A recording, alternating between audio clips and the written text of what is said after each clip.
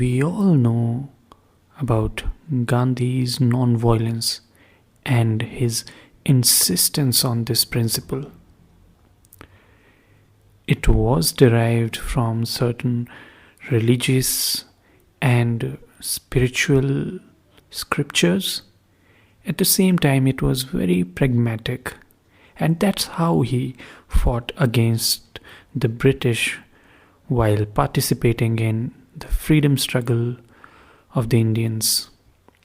So I'm going to read from his own writings, and there's a book called Third Class in Indian Railways where there's an essay called Third Class in Indian Railways where you'll find how Gandhi traveled in the third class of Indian Railways during those times. And then there is another essay called Ahimsa, which translates to non-violence. So let's start. There seems to be no historical warrant for the belief that an exaggerated practice of ahimsa synchronizes with a becoming bereft of manly virtues. During the past 1500 years, we have, as a nation, given ample proof of physical courage, but we have been torn by internal dissensions and have been dominated by love of self instead of love of country. We have, that is to say, been swayed by the spirit of irreligion rather than of religion. I do not know how far the charge of unmanliness can be made good against the Jains. I hold no brief for them.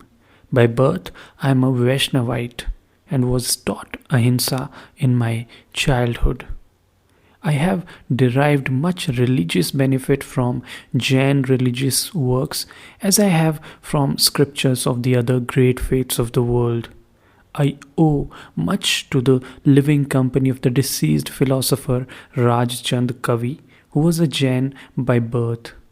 Thus, though my views on ahimsa are a result of my study of most of the faiths of the world, they are now no longer dependent upon the authority of these works.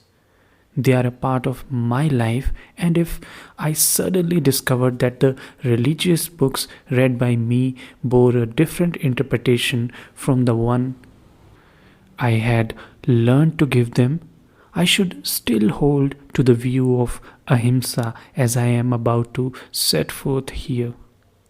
Our Shastras seem to teach that a man who really practices ahimsa in its fullness has the world at his feet. He so affects his surroundings that even the snakes and other venomous reptiles do him no harm. This is said to have been the experience of Saint Francis of Assisi. In its negative form, it means not injuring any living being, whether by body or mind. It may not, therefore, hurt the person of any wrongdoer or bear any ill will to him, and so cause him mentally suffering. This statement does not cover suffering caused to the wrongdoer by natural acts of mind which do not proceed from ill will.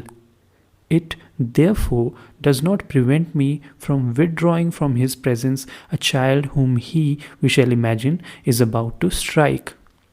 Indeed, the proper practice of ahimsa requires me to withdraw the intended victim from the wrongdoer, if I am in any way whatsoever the guardian of such a child. It was therefore most proper for the passive resistors of South Africa to have resisted the evil of that the Union government sought to do to them. They bore no ill will to it. They showed this by helping the government whenever it needed their help. Their resistance consisted of disobedience of the orders of the government, even to the extent of suffering death at their hands. Ahimsa requires deliberate self-suffering, not a deliberate injuring of the supposed wrongdoer. In its positive form, ahimsa means the largest love, the greatest charity. If I am a follower of ahimsa, I must love my enemy. I must apply the same rules to the wrongdoer who is my enemy or a stranger to me as I would to my wrongdoing father or son. This active ahimsa necessarily includes truth and fearlessness. As man cannot deceive the loved one, he does not fear or frighten him or her. Gift of life is the greatest of all gifts. A man who gives it in reality disarms all hostility. He has paved the way for an honorable understanding, and none who is himself subject to fear can bestow that gift. He must therefore be himself fearless. A man cannot then practice ahimsa and be a coward. At the same time, the practice of ahimsa calls forth the greatest courage. It is the most soldierly of a soldier's virtues. General Gordon has been represented in a famous statue as bearing only a stick. This takes us far on the road to ahimsa.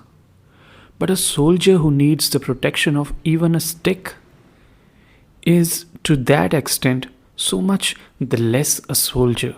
He is the true soldier who knows how to die and stand his ground in the midst of a hail of bullets.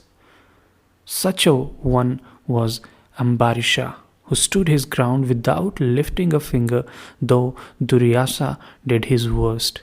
The Moors who were being pounded by the French gunners and who rushed to the gun's mouth with Allah on their lips showed much the same type of courage. Only theirs was the courage of desperation. Ambarisha's was due to love, yet the Moorish valor, readiness to die, conquered the gunners. They frantically waved their hats, ceased firing, and greeted their erstwhile enemies as comrades. And so the South African passive resistors in their thousands were ready to die rather than sell their honor for a little personal ease. This was ahimsa in its active form. It never barters away honor. A helpless girl in the hands of a follower of ahimsa finds better and surer protection than in the hands of one who is prepared to defend her only to the point to which his weapons would carry him. The tyrant, in the first instance, will have to walk to his victim over the dead body of her defender. In the second, he has but to overpower the defender, for it is assumed that the canon of propriety in the second instance will be satisfied when the defender has fought to the extent of his physical valor. In the first instance, as the defender has matched his very soul against the mere body of the tyrant, the odds are the soul in the latter will be awakened, and the girl would stand an infinitely greater chance of her honor being protected than in any other conceivable circumstance, barring, of course, that of her own personal courage. If we are unmanly today, we are so not because we do not know how to strike, but because we fear to die. He is no follower of Mahavira, the apostle of Jainism, or of Buddha, or of the Vedas, who, being afraid to die, takes flight before any danger, real or imaginary, all the while wishing that somebody else would remove the danger by destroying the person causing it. He is no follower of Ahimsa who does not care a straw if he kills a man by inches by deceiving him in trade, or who would protect by force of arms a few cows and make away with the butcher, or who, in order to do a supposed good to his country, does not mind killing off a few officials. All these are actuated by hatred, cowardice, and fear. Here the love of the cow or the country is a vague thing intended to satisfy one's vanity or soothe a stinging conscience. Ahimsa, truly understood, is, in my humble opinion, a panacea for all evils, mundane and extra mundane. We can never overdo it. Just at present, we are not doing it at all. Ahimsa does not displace the practice of other virtues, but renders their practice imperatively necessary before it can be practiced even in its rudiments. Mahavira and Buddha were soldiers, and so was Tolstoy. Only they saw deeper and truer into their profession and found the secret of a true, happy, honorable, and godly life. Let us be joint sharers with these teachers, and this land of ours will once more be the abode of gods.